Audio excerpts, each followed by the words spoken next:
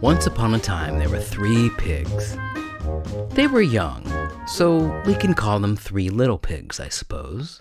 When they reached a certain age, their mother decided that they were old enough to go out and live on their own. So she said, "Goodbye, young pigs. Good luck. Send me a postcard."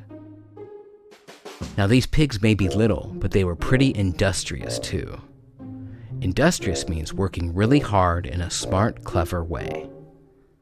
In fact, these pigs knew how to build homes. I don't know about you, but I've never met a pig who knew how to build a proper home. These pigs were downright special. Anywho, the pigs decided that they each needed to build a home for themselves. The first of these pigs came upon a farmer and asked for some straw, and thought maybe it might be a good idea to use the straw to build a house. Now, I don't know whether you've ever been in a straw home, but if you want your home to last, using straw to build your home might not be the best choice of materials. But that's what the first pig decided. So the little pig furiously built his house of straw, and he was happy and relaxing inside his new home when he heard knocking at the door. Then he heard a voice, little pig, let me in." Well, the pig knew better than to let someone into his new home when he didn't even recognize whose voice it was, let alone someone who didn't show any manners. I mean, where's the may I and the please? And who was the owner of that voice? The pig looked out the window and saw that it was the wolf. The little pig knew the wolf. In his experience, the wolf was usually up to no good. "Not on the hair of my chinny chin chin," said the pig, which was sort of an odd thing to say because the pig didn't have any sort of beard or other facial hair, but whatever. "Then I'll huff and I'll puff and I'll blow your house in." Rude. And the wolf huffed and puffed and blew the pig's house in, and the pig ran as fast as he could to find the other 2 pigs. As it happened, the second pig was in the forest gathering twigs and sticks to build his home. He finally had enough materials, so he started building. Now, a house of twigs and sticks is definitely a step up from a house of straw, but I can't imagine this would be a house that would last for very long, especially if there was any wind or rain. Do you? So the second pig worked furiously to build his home, and the first pig helped him. And the house was finished by morning. They decided to relax and take a nap. Not long after the 2 pigs fell asleep, they heard knocking. Then they heard a voice, one that was familiar to the first pig. Little pig, let me in." Where's this guy's manners? The second pig looked out the window and saw that it was the wolf, and knew that there was no good reason why he should let him into his home, especially with those awful manners. The second pig declared, "Not on the hair of my chinny chin chin." Again with the chin hair. "Then I'll huff and I'll puff and I'll blow your house in." Here we go again. The first pig said to the second, "I know how this is gonna go. I think we need to get out of here." And the wolf huffed and puffed and huffed and puffed and blew the house in. And the 2 pigs ran as fast as they could to find the third pig. Well, the third pig was the smartest of the 3, and they all knew it. She was the most industrious.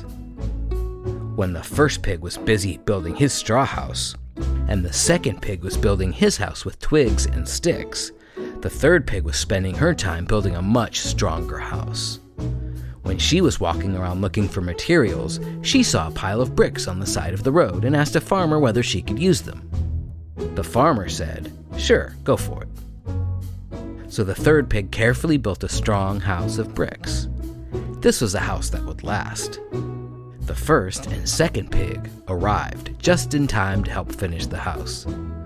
The strong, sturdy house. The 3 pigs finished building the brick house, and they celebrated by cooking a large pot of soup on the fireplace stove, and by relaxing. After a little while, the pigs heard knocking, then a voice at the door. Little pig, let me in." This was by now a familiar voice to the first and second pigs. They were a bit scared given what happened to their homes, and they were sure to remind the third pig of what happened to them. They also had a short conversation about what would make the wolf act so rudely, but they realized they just didn't have enough information to figure it out, and hoped that they themselves would never, ever act with such bad manners. The third pig said, "Not on the hair of my chinny chin chin," mostly because that's what the other pig said. Kind of weird, I know. "Then I'll huff and I'll puff and I'll blow your house in." The first and second pig looked around the strong, sturdy house, and for once, they began to feel a sense of calm, a sense of safety. "This ill-mannered wolf can't get us this time," they thought. So they went back to relaxing.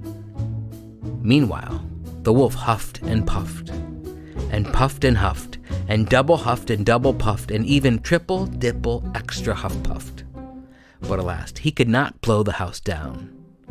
The strong, sturdy house. Well, the wolf was mighty disappointed, but he was also determined. Determined means really wanting to do something. He came up with a new plan. He decided to climb up the house, go across the roof, and try to enter through the chimney. And that's what he did. When the wolf got to the chimney, he began to climb down carefully. At each step, as he got closer, the wolf noticed that it was getting warmer and warmer. "It's getting downright hot," the wolf thought. But the wolf was determined, and he really wanted to get into the house. When the wolf got to the bottom of the chimney, it was quite dark. At the bottom, he accidentally dipped his toe in the soup, almost scalding himself. After that, the wolf scrambled up and out of the chimney, hurried across the roof, and nearly jumped down the side of the house as fast as he could.